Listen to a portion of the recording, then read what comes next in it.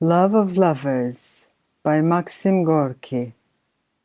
At a small station between Rome and Genoa, the guard opened the door of our compartment and, with the assistance of a dirty oiler, carried almost, a little one-eyed old man up the steps into our midst.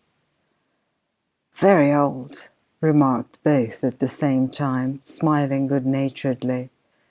But the old man turned out to be very vigorous. After thanking his helpers with a pretty gesture of his wrinkled hand, he politely and gaily lifted his shabby, dust-stained hat from his grey head and, looking sharply at the seats with his one eye, inquired, "Will you permit me?" He was given a seat at once. He then straightened his blue linen suit, heaved a sigh of relief, and, putting his hands on his little withered knees, smiled good-humouredly, disclosing a toothless mouth. "Going far, uncle?" asked my companion. "Only 3 stations," he replied readily. "I'm going to my grandson's wedding." After a few minutes he became very talkative, and, raising his voice above the noise made by the wheels of the train, told us as he swayed this way and that like a broken branch on a windy day. "I'm a Ligurian. We Ligurians are a strong people. I, for instance, have 13 sons and 4 daughters. I confuse my grandchildren in counting them. This is the second one to get married. That's pretty good, don't you think?" He looked proudly round the compartment with his lustreless but still merry eye. Then he laughed quietly and said, "See how many people I have given to my country and to the king." How did I lose my eye? Oh, that was long ago, when I was still a boy, but already helping my father. He was breaking stones in the vineyard. Our soil is very hard and needs a lot of attention. There are a great many stones.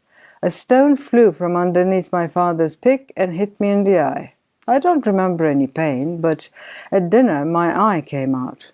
It was terrible, signors. They put it back in its place and applied some warm bread, but the eye died. The old man rubbed his brown skinny cheek and laughed again in a merry, good-humoured way. At that time there were not so many doctors, and people were much more stupid. What? You think they may have been kinder? Perhaps they were. And now this dried-up, one-eyed, deeply wrinkled face, with its partial covering of greenish-grey, mouldy-looking hair, became knowing and triumphant. When one has lived as long as I, one may talk confidently about men, isn't that so? He raised significantly a dark, crooked finger as though threatening someone. "I will tell you, signor, something about people.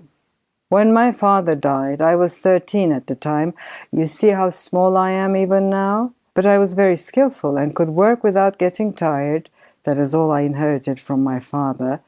Our house and land were sold for debts. And so with but one eye and 2 hands, I lived on, working wherever I could get work. It was hard, but youth is not afraid of work, is it? When I was 19, I met a girl whom fate had meant me to love.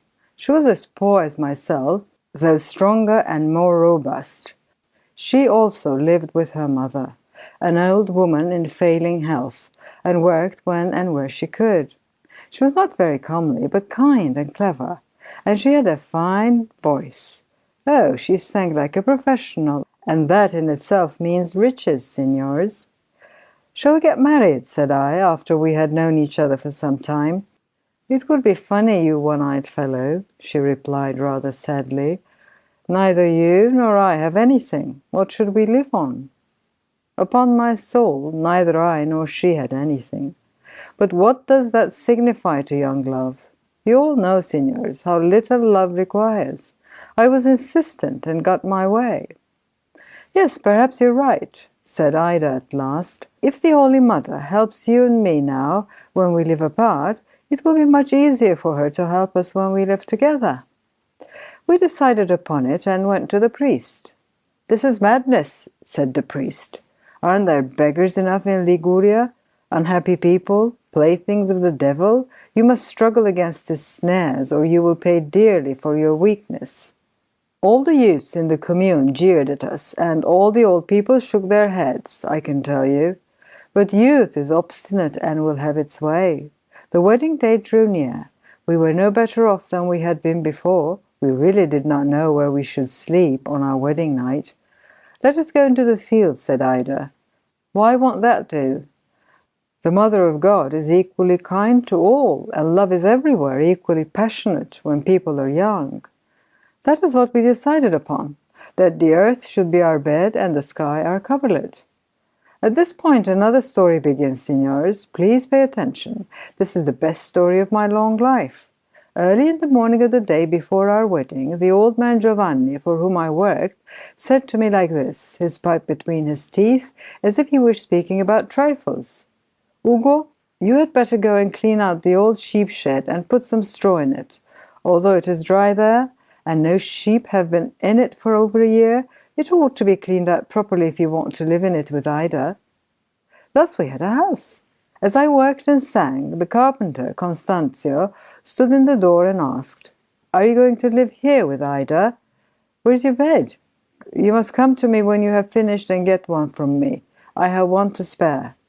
As I went to his house, Mary, the bad-tempered shopkeeper, shouted, "The wretched sillies get married and don't possess a sheet or pillow or anything else. You're quite crazy, you one-eyed fellow. Send your sweetheart to me." And Ettore Viano, tortured by rheumatism and fever, shouted from the threshold of his house, "Ask him whether he has saved up much wine for the guests. Oh, good people, who could be more light-headed than these two?" In a deep wrinkle on the old man's cheek glistened a tear of happiness. He threw back his head and laughed noiselessly, pawing his old throat and the flabby skin of his face. His arms were as restless as a child's. "Ah, signors," said he, laughing and catching his breath. "On our wedding morn we had everything that was wanted for a home. A statue of the Madonna, crockery, linen, furniture, everything, I swear. Ida wept and laughed, and so did I, and everybody laughed. It is not the thing to weep on one's wedding day, and they all laughed at us. Signors, words cannot tell how sweet it is to be able to say our people. It is better still to feel that they are yours, near and dear to you, your kindred, for whom your life is no joking matter, your happiness no plaything. And the wedding took place. It was a great day. The whole commune turned out to see us, and everybody came to our shed, which had become a rich house, as in a fairy tale. We had everything, wine and fruit, meat and bread, and all ate and were merry. There's no greater happiness, signors, than to do good to others. Believe me, there's nothing more beautiful or more joyful. And we had a priest. "These people," he said gravely, and in a manner suited to the occasion, "have worked for you all, and now you have provided for them so that they may be happy on the best day of their life. That is exactly what you should have done, for they have worked for you, and work is of more account than copper and silver coins. Work is always greater than the payment that is given for it. Money disappears, but work remains. These people are happy and humble. Their life has been hard, but they have not grumbled. It may be harder yet, and they will not murmur, and you will help them in an hour of need. Their hands are willing, and their hearts as good as gold." He said a lot of flattering things to me, to Ida, and to the whole commune. The old man looked triumphantly with his one eye at his fellow travellers, and there was something youthful and vigorous in his glance as he said, "There you have something about people, signors. Curious, isn't it?" End of Love of Lovers by Maxim Gorky.